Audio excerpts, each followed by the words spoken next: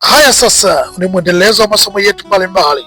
Tafadhali wewe mgeni mpya, subscribe na kulike na kushare ili uwe mwana familia, na kama tayari usha subscribe, share kwa wengine wapate kujifunza haya masomo. Ndugu yangu, ukiwa usha subscribe huna haja kusubscribe tena, kwa sababu itakuwa unajiondoa. Ukisha subscribe mara moja hapo chini inatosha. Ndugu yangu, leo tutaizungumzia nyota ya mlango wa 9, inasema secretary au nyota ya Kausa. Hii ni nyota ya moto. Kulingana utabiri mkubwa wa mwaka huu, mwaka 2026, tutazungumzia athari zake na faida zake kwa kifupi juu ya nyota hii ya Kausa ya mlango wa 9. Hii ni nyota ya moto. Ndugu yangu, ukiwa ni nyota yako hiyo, nisikize kwa makini, na vile ikiwa huna uhakika juu ya nyota, basi unaweza kunitumia majina yako kamili yote, la mama na la kwako na la baba. Pia tuma tarehe yako ya kuzaliwa, mwaka na mwezi. Pia utachangia shilingi 10,000. Piga screenshot unijulishe, basi nitaweza kutizamia na nitakuelezea nyota yako mlango gani na unatakiwa kufanya nini ili uweze kufanikisha. Naam, tuendelee tulipoishia. Mlango wa 9 ni Kausa secretary, mwaka wa upanuzi, elimu, safari na kufunguka kwa hatima. Mlango wa 9 si mlango wa kukaa tu, ni mlango wa safari za kimwili na za kiakili, elimu ya juu, yani safari za kimwili na za kiakili, kwamba fikiria kabla hujatenda. Elimu ya juu, imani, maono ya mbali, ujumbe na ualimu. Kausa anaongoza na Mushtara, Jupiter, sayari upanuzi, baraka, fursa kubwa. Mwaka 2026 unakuja kumuuliza Kausa swali moja kuu: unataka kuishi maisha madogo au makubwa ya kifahari? Kila kitu mwaka huu kinapanuka, sivyo yale ulioacha nyuma. Fursa, majaribio, majukumu, matokeo, yote yatakuangazia mwenye nyota mlango wa 9. Sehemu ya kwanza, utambulisho wa nafsi, upanuzi na akili.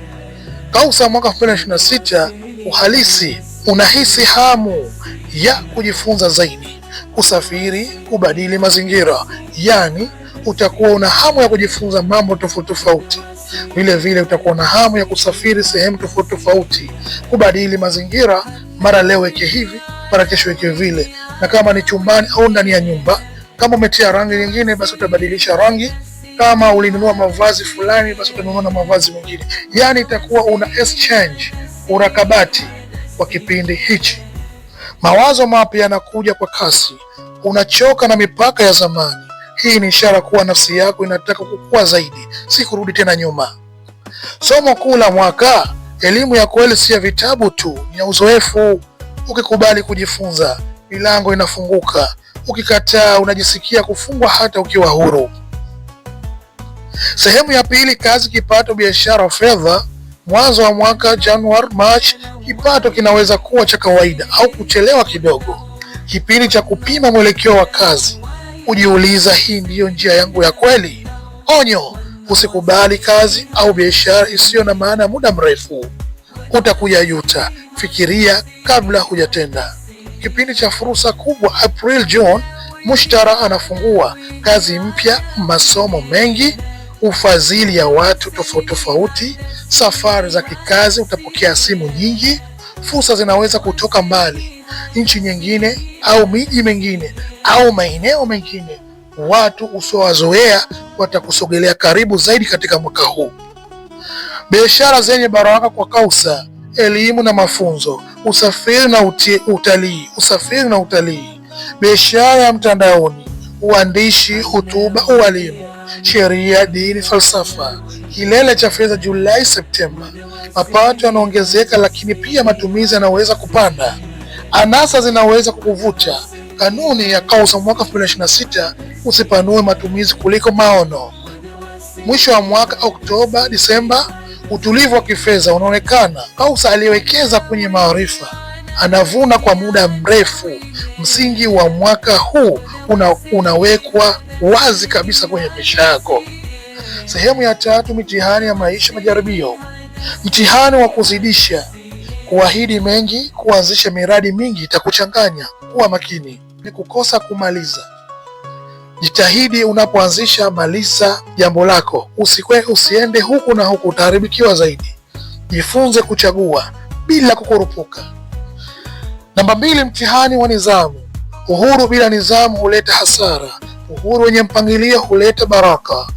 Mtihani wa 3, mtihani wa imani. Kukata tamaa, kutilia shaka njia yako, kuacha katikati. Ukivuka mitihani hii, maisha yanapanuka, heshima inaongezeka, unakuwa mwalimu kwa wengine.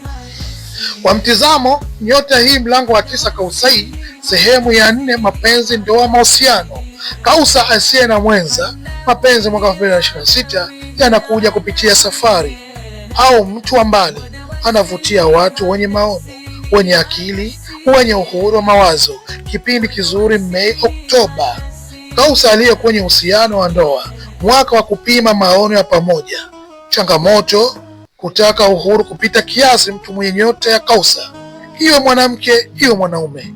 Suluhisho la makubaliano ya wazi. Mapenzi ya Kausa hayavumiliki kifungo kisicho na maelewano mazuri. Jitahidi ikiwa una mtu mwenye mahusiano ya Kausa, usimbane sana, utamkosa. Sehemu ya 5, chuki, mawazo potofu, maadui. Adui wa Kausa ni fikra finyo, ni watu wasiopenda ukuaji wako au faida zako au mwelekeo wako. Yaani ni watu wasiopendelea maisha yako. Fitina, kukatisha tamaa, kudharau hata mwelekeo wako, kudharau hata ndoto zako. Nikizungumza kudharau ndoto zako, yale malengo ulatilia nia. Usipendelee katika mwaka huu kushauri watu, fanya maamuzi wewe mwenyewe. Kinga ya Kausa: elimu, imani, uzoefu wa pamoja kwa moja. Elimu, imani, uzoefu wa moja kwa moja. Kutegemea maneno ya watu. Sehemu ya 6, mafanikio, heshima na wito wa maisha. Mafanikio ya Kausa mwaka 2026 yanakuja kupitia maarifa, kupitia ujasiri wa kujaribu. Mwisho wa mwaka unatambuliwa kama mwalimu, mshauri, mtu wa maono.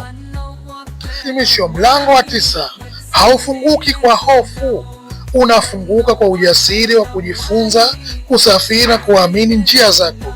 Ndugu yangu, tumalizie hapa. Tutakuja endelea video nyingine, tutakuja izungumzia mlango wa 10, nyota ya Zohali, jaduu wa Zohali, mlango wa 10 kulingana nyota za zodiaki mwaka 2026 kwenye athari zake, kwenye faida na hasara. Pia tuishie hapa. Ikiwa una mchango wowote, changia chochote kitu kupitia namba zangu za simu zinazopita hapo mbele. Vile vile unahitaji kutambua nyota yako kiundani, basi tuma majina yako kamili, mama, la baba na la kwako, pamoja na tarehe zako za kuzaliwa zote kwa ukamilifu.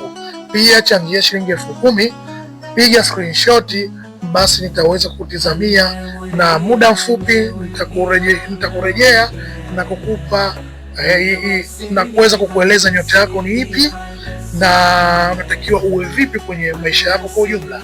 Tuonane katika video nyingine. Asante.